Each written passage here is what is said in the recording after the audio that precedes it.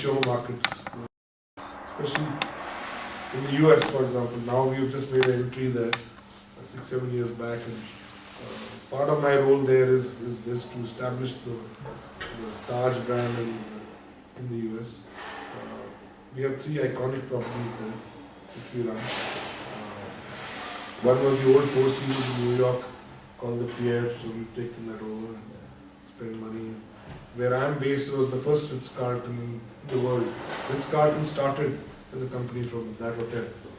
Now it's called Taj Boston. You are currently located in I'm Boston. currently located in Boston.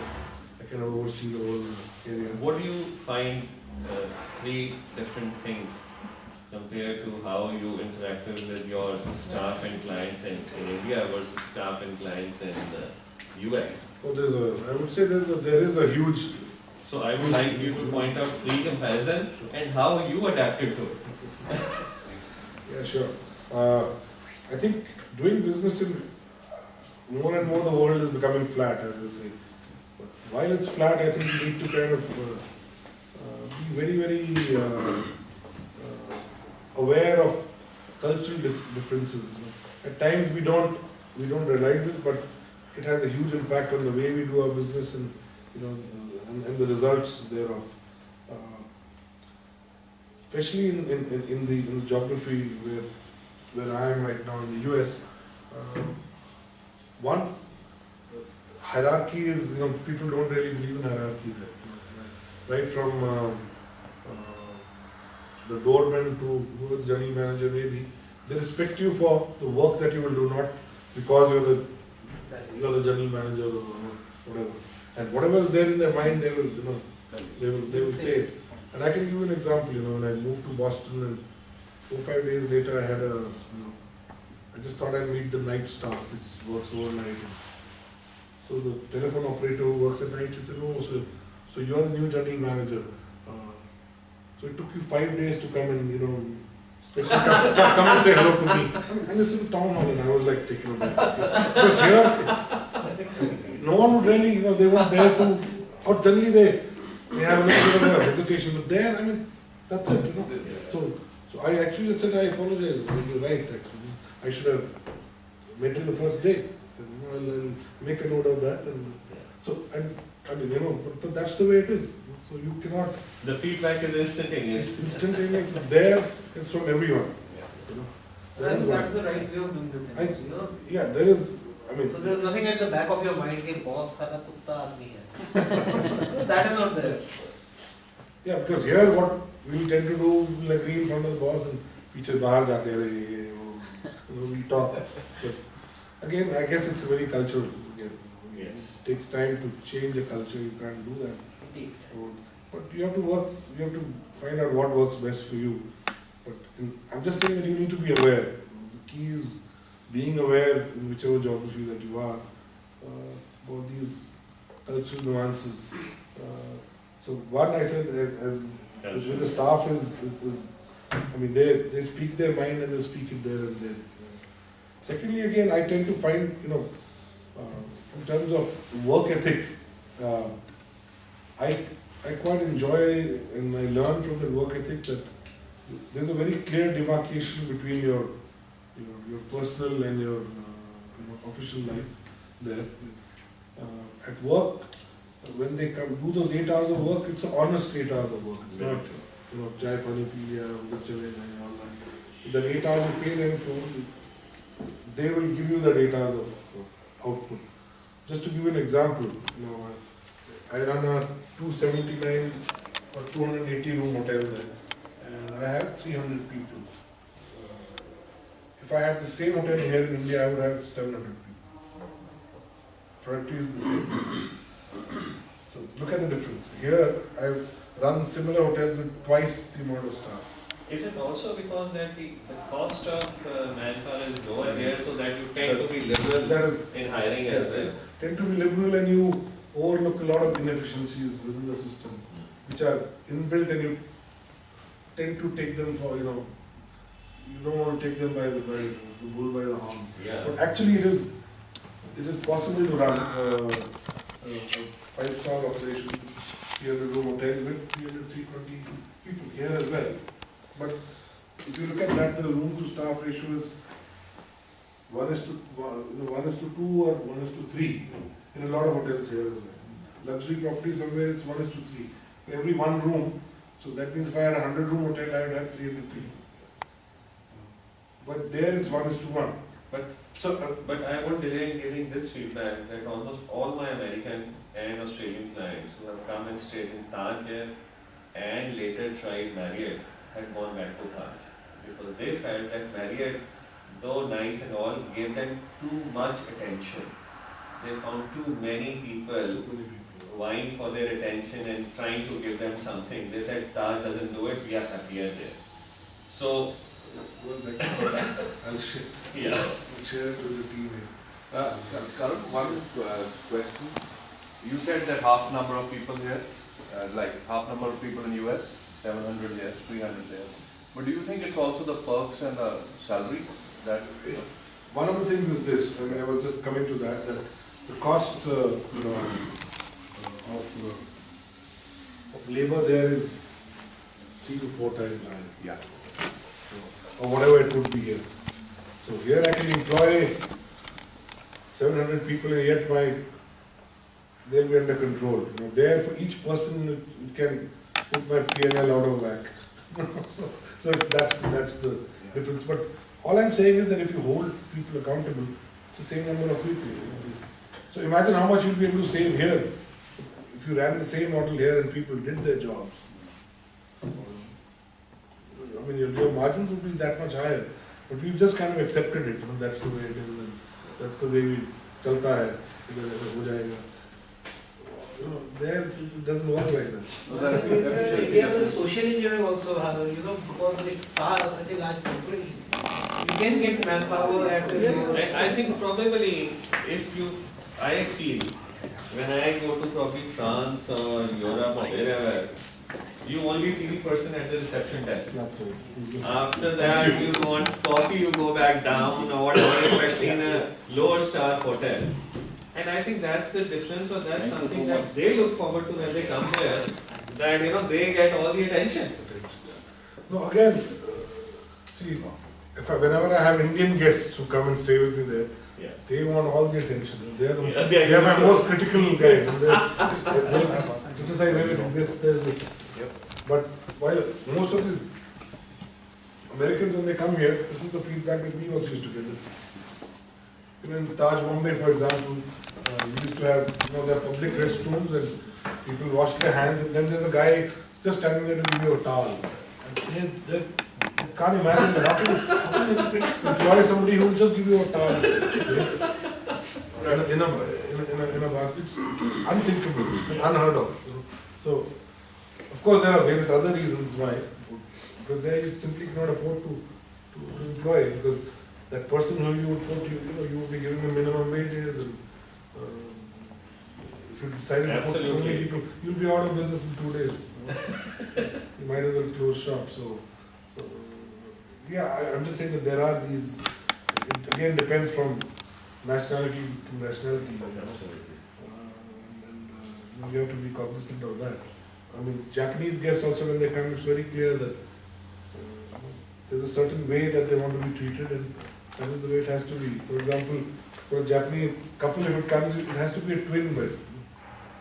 So because culturally, that's the way it is.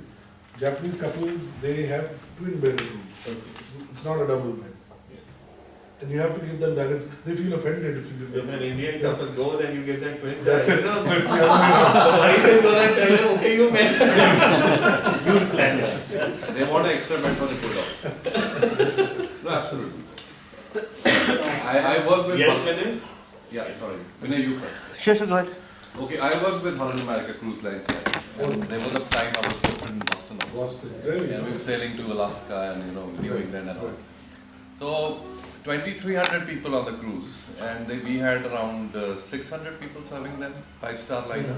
And from all over the world. Yeah, and efficiency exactly. They have a higher efficiency and they look to the culture. I think that is something that we should pick and bring here. And Yes. if we really truly want to make our industries and our nation bring it to that level, while we do talk about India shining. Of course it is. I mean, there's in a lot of ways things are happening. Well, there needs to be some change here as well. The change has to be at a more fundamental level. You know. Fundamental. All of us accept a lot of things and we let it kind of go. Chalta hai, attitude has to go. That and I think it's changing that is what's important. And we don't need a rape victim to tell us that. Yes, absolutely. This is, I mean, what is going on And now? whether it was a rape victim, whether it was 26/11, everything. The social fabric of the country has to undergo a lot of change. I think your personal exposure also. If you travel outside, you have become slightly picky. Your choice about increases. We have there's a 5-star hotel here in town, and won't like to name it, but the guy was serving coffee. We had Mr. Satish Jha, one of our speakers from One Laptop Panchayat, and he served coffee, and he was like quite rude. And the third time, he came to the table and asked him, are you not happy? Is there some problem? I took him away, and we just went to a corner, talked to him, and are you happy? He said, no, it's okay, it's just like this. I said, see, you are working with a 5-star chain. The customer doesn't know what your problem is. If you want to serve with a smile, be very hospitable, That there is, it needs to come here fundamentally. Yet, talking about the hospitality industry, I would say that was one industry which, where our part of the world, I think, has an edge now.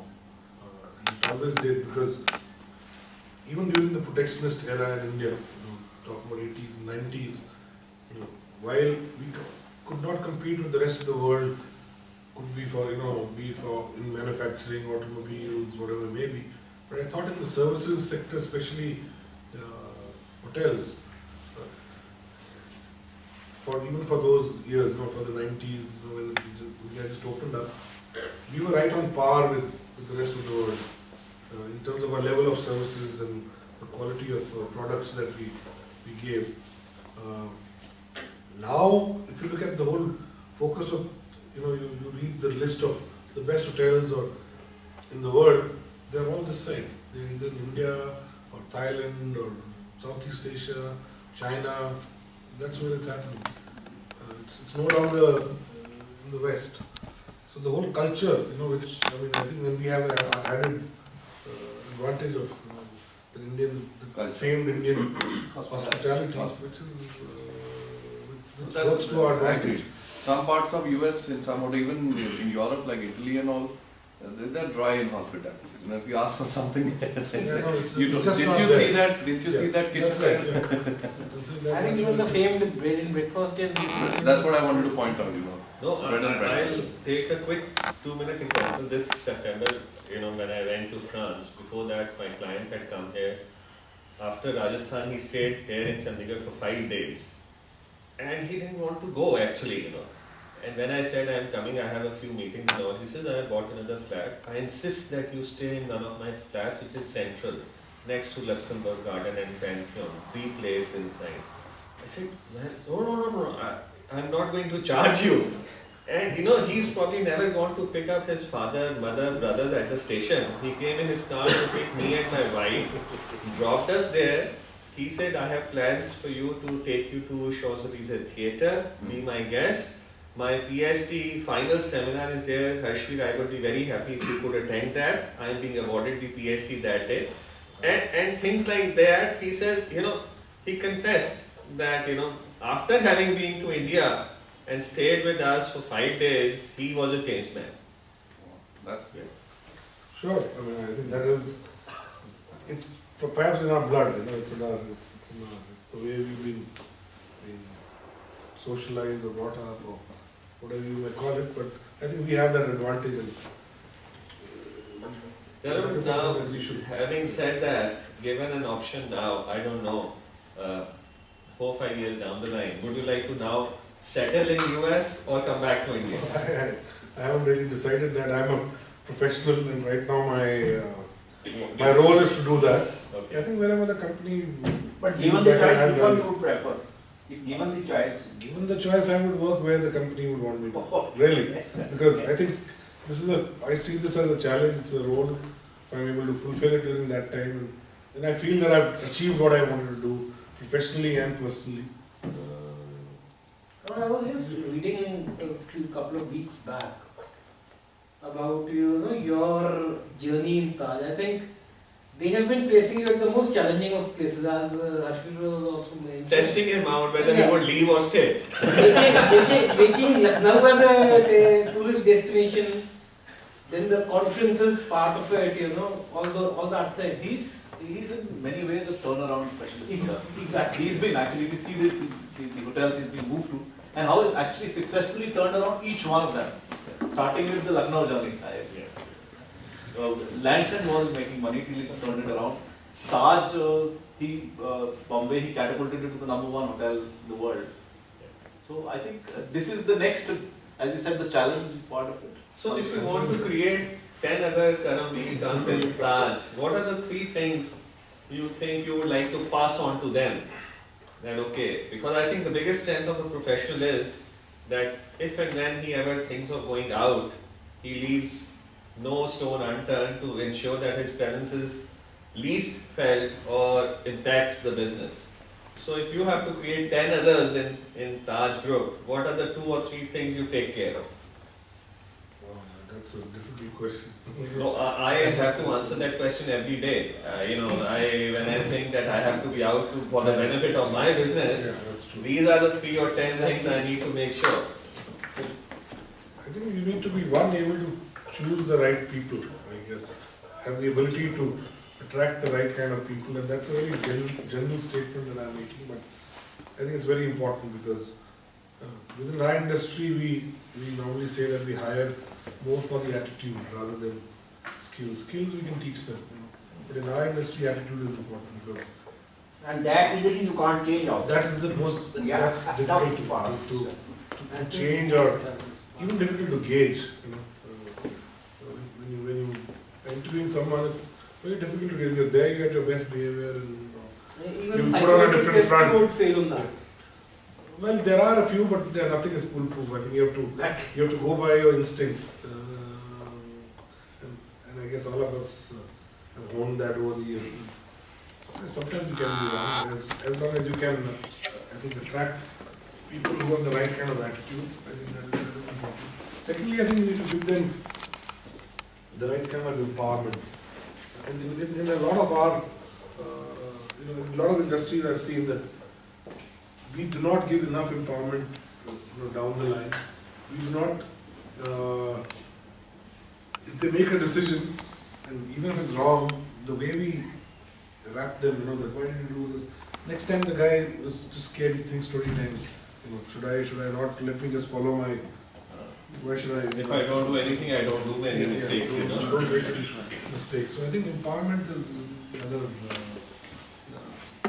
other factor. In our industry, we try our best to really empower people. I mean, even at the frontline level, if we tell them, if you feel that guests are unhappy, you can compensate. That's it.